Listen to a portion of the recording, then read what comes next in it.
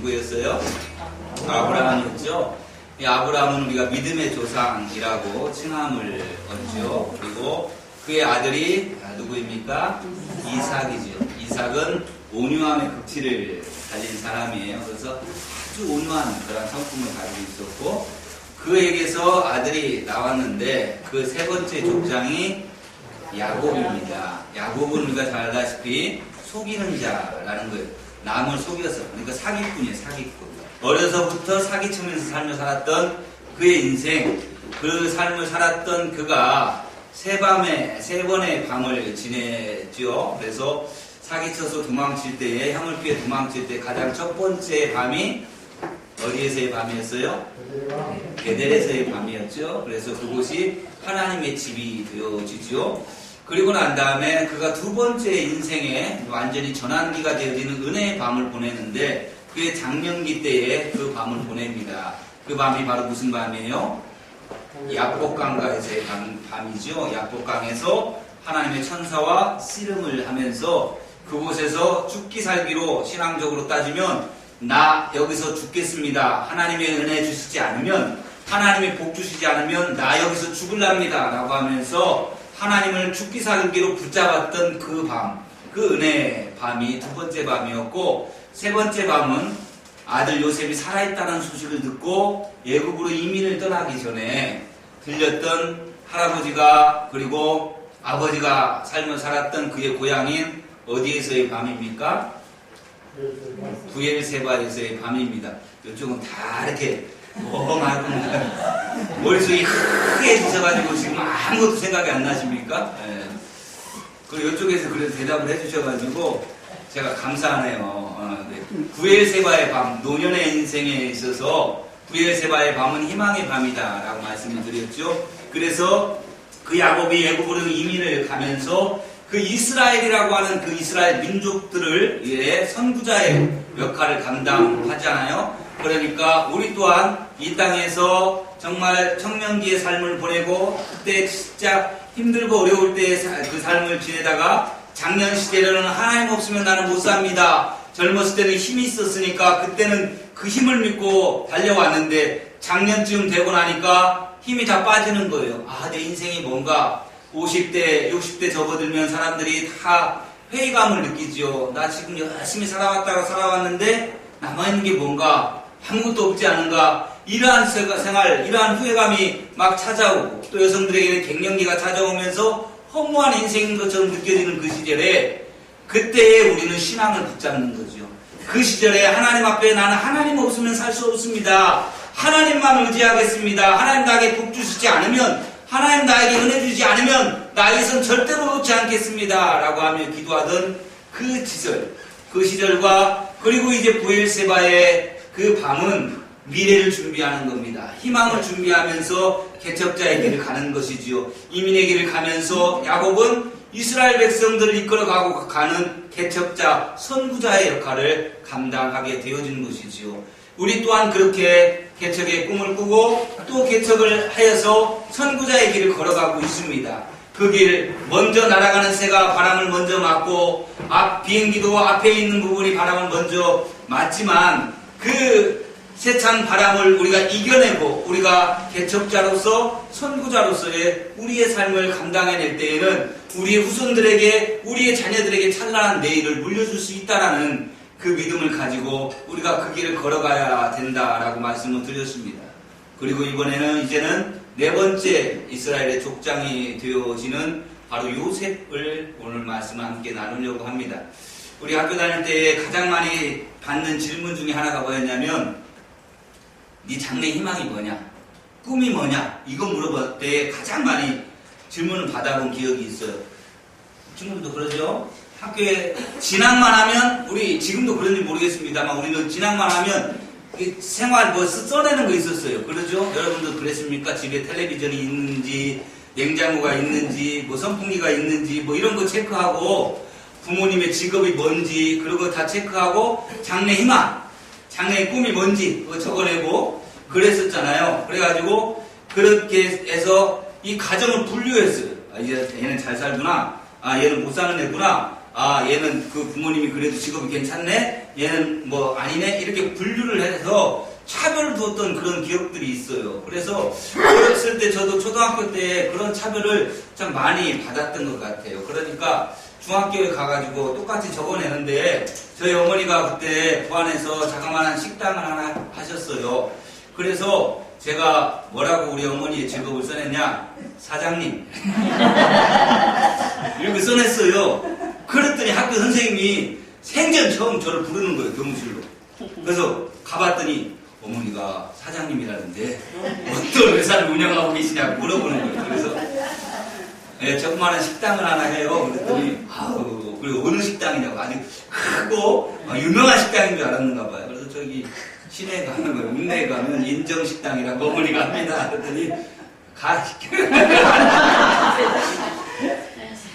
장래 희망이라고 하는 것들을 또 우리가 적어내잖아요. 여러분은 장래 희망이 뭐였습니까? 뭐가 꿈이었고 또 무엇을 되기 위해서 그렇게 삶을 살아오셨나요? 혹시 뭐 다 이루지는 않았지만 그래도 내 꿈은 이거였다. 장래 희망, 장래 꿈이 뭐였다? 한번 말씀 한번 해보실래요? 뭐가 꿈이었어요? 꿈이 있었는데 안 됐어요. 아, 그러니까 안 돼서 상관없어요. 초등학교 때는 대통령이었고 선생님 네. 안 됐어요. 아, 그래. 우리 때에 아무튼 꿈, 가장 희망하는 직업, 꿈 1위가 대통령이죠. 초등학교 때는 다 대통령이 된다고 그렇게 이야기했던 것 같아요. 지금은 대통령 된다는 사람들 거의 없을 것 같고. 자, 우리가 꿈꾸던 것들이 많이 있었는데 못 이뤘던 것이 참 많잖아요. 또 그렇게 이루어낸 사람도 있겠지만 대부분의 사람들이 못 이루었어요. 저도 늘 선생님이 질문할 때 또 써내라고 할 때 꿈이 뭐지? 아무리 생각해도 꿈이 없어요. 꿈이 없는데 꿈을 자꾸 적어내라고 하니까 거짓말로 적어내잖아요. 꿈도 없지만 없는데 꿈을 적어내요. 그래서 뭔 꿈을 적었냐면 저도 우리 집사님하고 같이 선생님이라고 하는 그 꿈을 다 적어냈잖아요. 그리고 고등학교 때는 꿈을 적어낼 때 뭐라고 했냐면 부자. 가난하게 살아서 부자 돼가지고 진짜 한번 돈 좀 팍팍 써가면서 살고 싶고 또 교회도 저는 목사 된다고 안 했어요. 나 돈 많이 벌어서 장로가 돼가지고 교회 진짜 한번 잘 섬겨보겠다. 목사님 진짜 잘 보필하면서 교회 잘 섬기겠다. 부자 된 그 장로가 되겠다. 이런 마음이었어요. 그래서 부자. 그래가지고 돈 많이 벌려고 제가 공업계 고등학교를 간 거예요. 사실은 인문계 고등학교를 들어갈 실력이 있었을까요? 없었을까요? 제가 제 머리로 인문계 충분히 들어갈 수 있었잖아요. 충분히 내가 생각해도 지금 생각해도 인문계 고등학교 그까짓 거 못 들어가? 못 들어갔어요.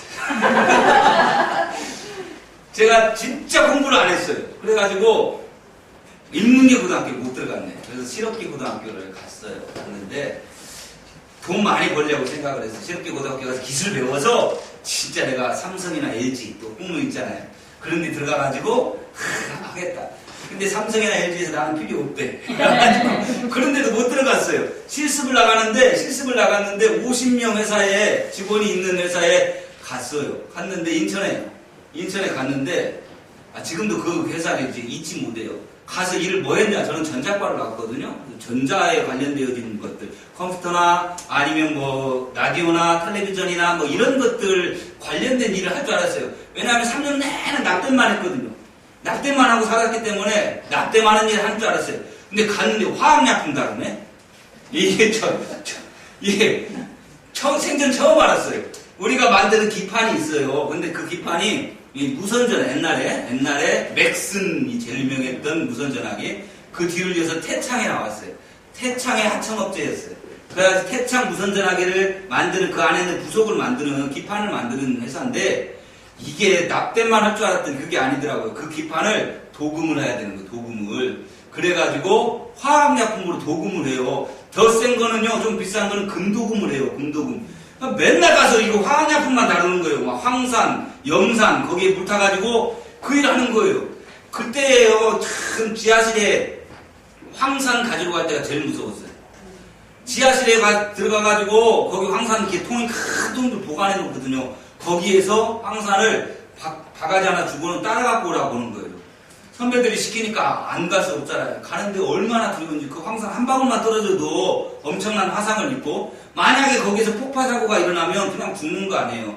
갈 때마다 얼마나 간절히 기도했는지 몰라요. 거기 들어갈 때마다 하나님 나 여기 들어가서 안전하게 나오게 해주세요. 황산 한 방울도 안 떨어지고 가지고 나오게 해주세요. 그래가지고 그거 가지고 황산을 따라가지고 그 바가지에 막 다다다다 떨리는 손으로 나와가지고 그 황산을 10대1로 희석을 물로 식혀요. 그래가지고 그걸 하는데 집에 와서 이제 샤워를 하고 딱 벗으면 안에 런닝셔츠, 팬티 다 빵꾸나 있어요.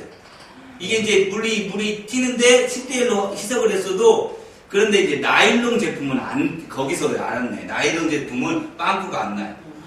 면 제품만 다 빵꾸가 나요. 그러니까 그 다음부터는 이제 나일론을 사다가 입어야 되겠구나 이렇게 생각을 하고 그렇게 일을 했었어요. 아니 저는 진짜 돈 많이 벌려고 했는데 맨날 가서 그냥 화학약품만 다루고 있으니까 안 되겠더라고요. 그래서 하나님이 저를 불러서 이제 그 공부를 하게 만들고 신학교를 가게 하나님께서 하셔서 신학을 하게 되어서 저는 정말 저는 그런 꿈을 가지고 있지 않았어요.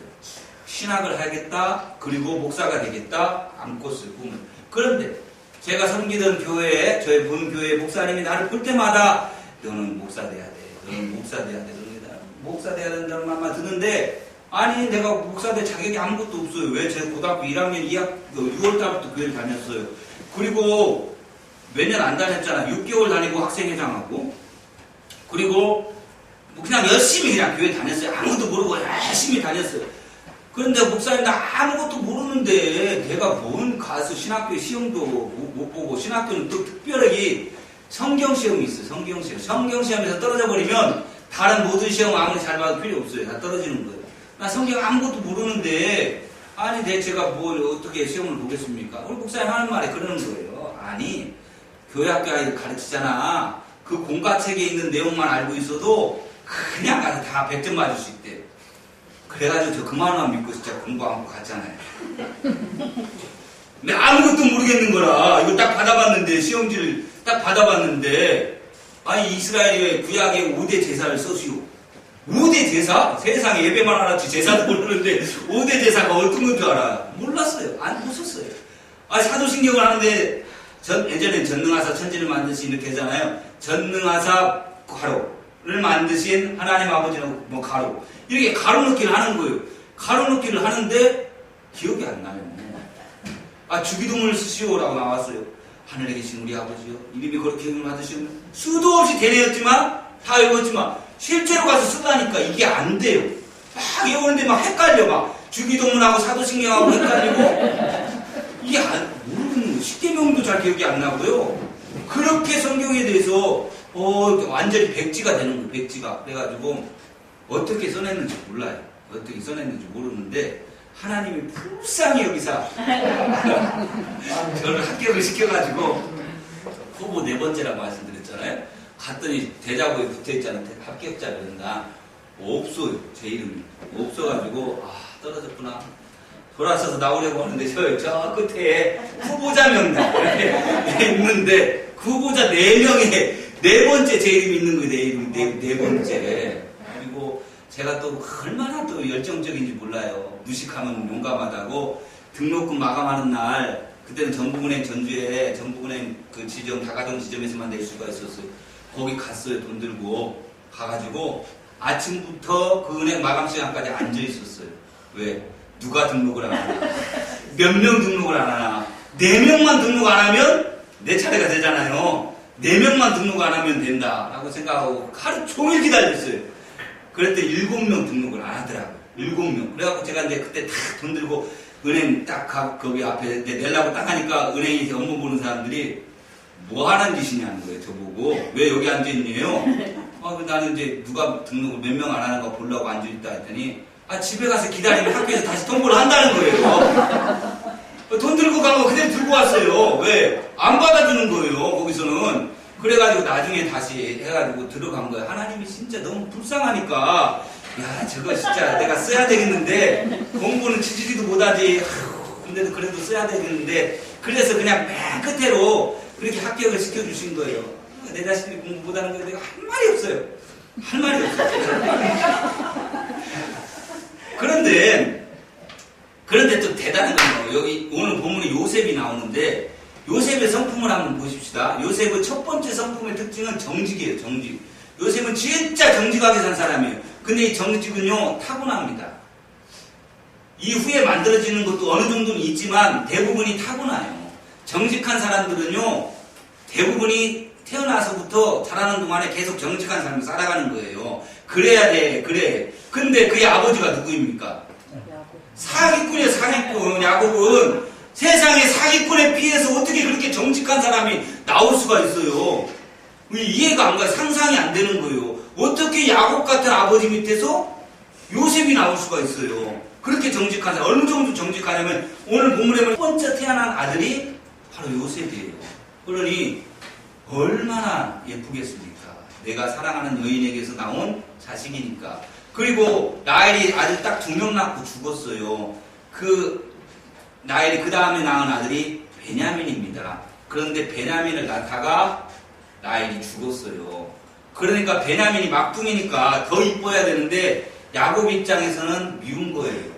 너 때문에 죽은 거야, 엄마가. 이런 생각이 드니까 사랑하는 부인을 잃은 것 때문에 베냐민보다는 요셉을 너무너무나 이뻐했고 편애했어요. 어느 정도 편애했냐면 채색 옷을 지어 입혔다 그랬어요. 채색 옷. 진짜, 그러니까 우리가 말로 하면은 진짜 꽃가옷을 다 입히는 거예요. 그리고 너는 이 옷만 입고 있어? 이러는 거예요. 그러니까 이 말 한마디 너는 일하지 마. 이거예요, 이거. 이 좋은 옷에 흙을 묻히면 안 되잖아요.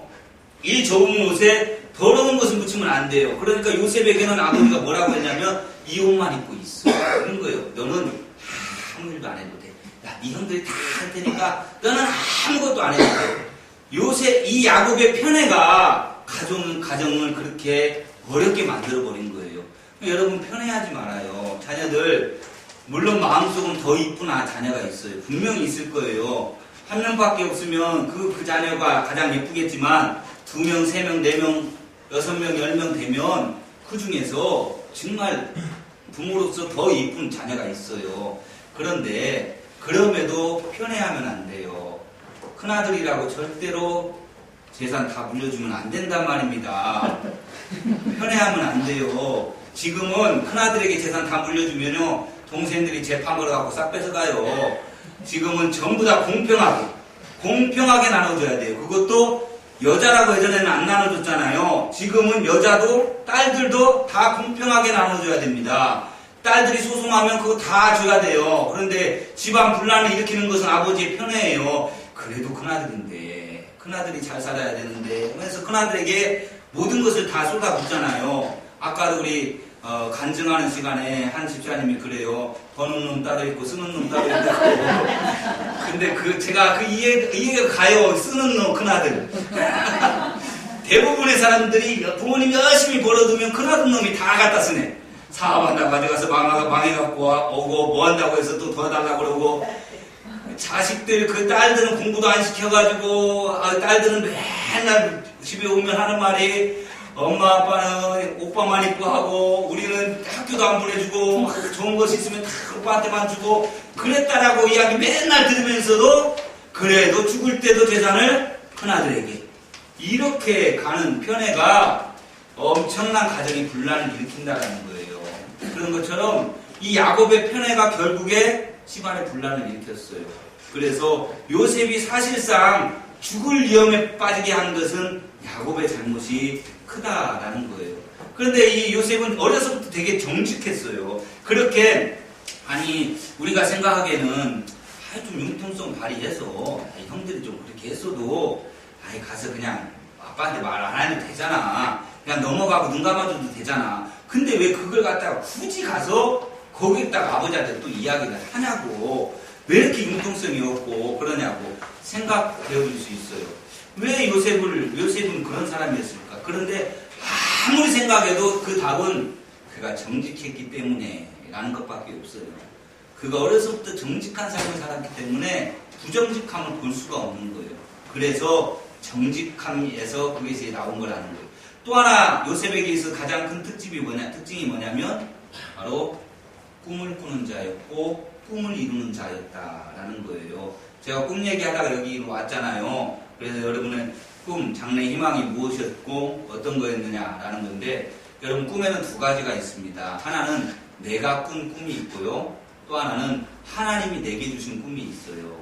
그러면 내가 꾼 꿈은 대부분 우리가 백일몽이라고 말합니다. 내가 꾼 꿈은 그 꿈은 진짜 꿈이 아니에요. 하나님이 내게 주시는 꿈이, 내게 주신 꿈이 진정한 꿈이에요. 우리가 아까 찬양했죠. 하나님의 꿈이 나의 비전이 되고, 이게 바로 꿈이라는 거예요. 하나님이 주셔야 한다는 거죠. 내가 꿈을 꾸고 나아가고 그것을 이루려고 하면 야망이 되어집니다. 욕망이 되어져요. 그래서 수단 방법을 가리지 않고 그것을 이루려고 삶을 살아갑니다. 그러면 사람이 악한 사람이 되어질 수밖에 없어요. 그러나 하나님이 주신 꿈이 있어요. 그 하나님이 주신 꿈을 이루어감에 있어서는 하나님이 만들어 가세요. 나는 내게 필요한 건 뭐냐면 순종. 내게 필요한 것은 순종과, 그리고 내게 주어진 삶에서 최선을 다해서 삶을 살아가면, 그러면 하나님이 주신 꿈은 누가 이루어 가신다? 하나님이 이루어 가셔요. 이게 우리는 우리의 꿈을 자꾸 이거 이루어달라고 하나님 앞에 기도하는 게 아니에요. 그거 잘못된 거예요. 하나님이 내게 주신 꿈, 그 꿈이 내게 이루어질 수 있도록 위해서 기도하는 거예요. 자, 야곱이 꿈꾸는 자였습니다. 야곱이 처음에 무슨 꿈을 꿨냐라고 하면 곡식단 꿈을 꾸잖아요. 곡식단이 11개의 곡식단이 있고 자신의 곡식단이 있는데, 그 11개의 곡식단이 자신의 곡식단에다가 절을 하는 꿈을 꿨고요. 두 번째 꿈은 내가 있는데, 요셉이 있는데 해와 달과 11개의 별이 자기를 향하여 절하는 그러한 꿈을 꾼 거예요. 이것을 요셉이 또 정직하잖아요. 정직하니까 또 그걸 다 이야기를 한 거네. 다 이야기하니까 이제 그때부터는 형들이 그를 죽이려는 마음이 생기는 거예요. 이건 살려두면 안 되겠구나. 우리가 감히 지가 누군데 우리가 가서 절을 하고, 아버지 어머니까지도 저한테 절을 하는 그러한 사람이 된다고? 이건 말도 안 되는 거죠, 당시 사회에서는. 근데 정확하게 13년 뒤에 이루어지잖아요. 그 꿈 그대로가 이루어져요. 자, 하나님이 주신 꿈은요, 가만히 있지 못합니다. 하나님이 주신 꿈은 말하게 되어져 있어요. 견딜 수가 없는 거예요. 이게 하나님이 나에게 주신 꿈이다라는 것을 견딜 수가 없어요. 말하게 되어지는 거예요. 여러분, 저도 하나님이 우리 꿈의 교회를 향하여 주신 꿈들이 많습니다. 비전이 많아요. 그런데 제가 그걸 다 이야기하고 나면 여러분 정말 부담스러워서 교회 못 다니겠다 이런 사람들도 있을 거예요. 그런데 서울의 온누리교회 아시죠? 온누리교회 하영종 목사님이 그 연예인교회를 하시다가, 그분이 예능교회를 담임하시다가 사실 거기에서 실패하셨어요. 이 하영종 목사님도 거기서 너무 힘들어가지고 개척을 하신 겁니다. 그래서 온누리교회를 개척을 하시고 난 다음에 하나님이 자신에게 준 비전, 하나님이 자신에게 준 꿈을 이루기 위해서 개척을 해 나가신 거예요. 나가가지고 교회 앞에 그 하나님 주신 꿈에 대해서 다 선포를 하는데 성도들이 너무 부담스러워하는 거예요. 이거는요, 한국교회에서 이룰 수가 없는 거예요. 이거는요, 말도 안 돼. 이런 것을 우리 한국교회에서 어떻게 해요? 우리 같은 작은 교회에서 어떻게 해요? 그런데 하나님이 이루어 가셨어요. 하나님이 하나하나 다 이루어 가시고 그렇게 만들어 가셔서 서울의 온누리교회가 되어진 거 아닙니까? 우리 교회도 마찬가지예요. 하나님이 주신 꿈이라면 그 꿈을 하나님이 이루어 가시는 겁니다. 우리는 거기에 순종하고 그 말씀 따라서 열심히 최선을 다해서 하면 되는 거예요. 목사가 나의 꿈을 제시하고 나의 꿈을 이야기하는 게 아니에요. 하나님의 꿈을 제시하고 하나님의 비전을 지금 말씀을 드리면 우리가 해야 될 일은 뭐냐? 그냥 순종하는 거예요. 그냥 열심히 최선을 다해서 하자는 대로 하는 겁니다. 그러면 하나님이 만들어 가시는 거예요. 거기에다가 자꾸 내 생각을 더해고, 이건 안 되는 일이고, 이건 힘든 일이고, 이건 어려운 일이고, 이렇게 되어진다 보니까 부담이 되어지고, 그것 때문에 마음이 힘에 겨워 짐이 되어지는 경우가 많아요. 그러나 하나님이 주신 꿈은 그냥 있을 수가 없어요. 선포해야 돼요.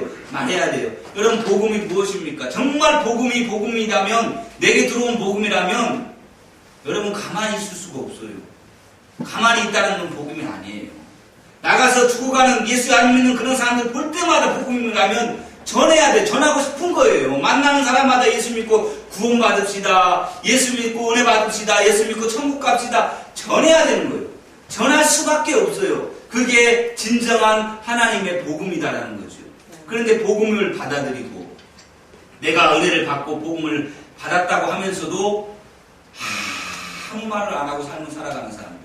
예수가 누구인지, 예수 믿으면 어떤 기쁨이 있는지, 어떤 행복이 있는지, 왜 예수를 믿어야 하는지 아무한테도, 직장 다니면서 직장 동료에게도 한마디도 나는 교회다니는 사람이라는 것을 말을 안 하고 삶을 살아가고, 가족이 죽어가고 자녀들이 예수 믿지 않아서 지옥으로 가고 있음에도 불구하고 그냥 네가 하고 싶은 대로 하고 삶을 살아야지, 그래 종교는 자유니까 네가 선택해야지, 이런 식으로 내버려둔다면 그건 복음이 아닌 거예요.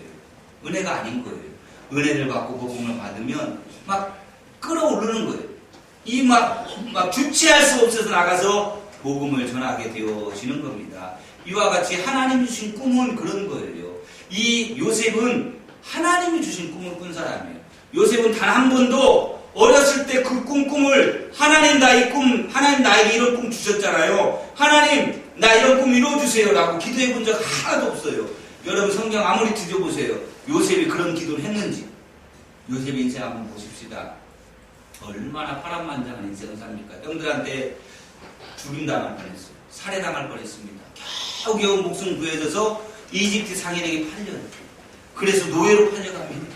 보디발의 집으로 노예로 팔려가서 거기서도 진짜 성실하게 일합니다. 인정받아요. 그래가지고 그 집을 관리하는 책임자가 되어지잖아요. 그런데 거기서 끝납니까? 그 보디발 장군의 부인이 자꾸 자기를 유혹해요. 자기하고 잠자리를 하자고 유혹을 하는 겁니다. 그 유혹을 뿌리치는으로 말미암아 누명을 써요. 감옥에 갇힙니다. 감옥에 갇혀서도 정말 열심히, 감옥에서도 열심히 살았어요. 그러니까 간수장이 이 요셉을 보면서 이 감옥 안에서도 열심히 사는 그의 성실함을 보고 감옥의 모든 것을 관리할 수 있도록 해주었어요. 감옥 안에서 또한 떡 굽는 관원장, 술 맡은 관원장 꿈풀이를 해줘요. 그러면서 떡 굽는 관원장은 죽고 술 맡은 관원장은 다시 회복이 됩니다. 그러면서 하는 말이 요셉이 당신이 회복되어지면 저 바로 앞에 가면 나를 좀 기억하셔서 나를 기억해 주셔서 이 감옥에서 나오게 해달라고 부탁을 해요. 그런데 그 술 맡은 관원장이 그 기억을 합니까? 자기가 복직하고 난 다음에 까마득히 잊어버리고 있습니다. 계속해서 그는 감옥 생활을 하면서 살아요.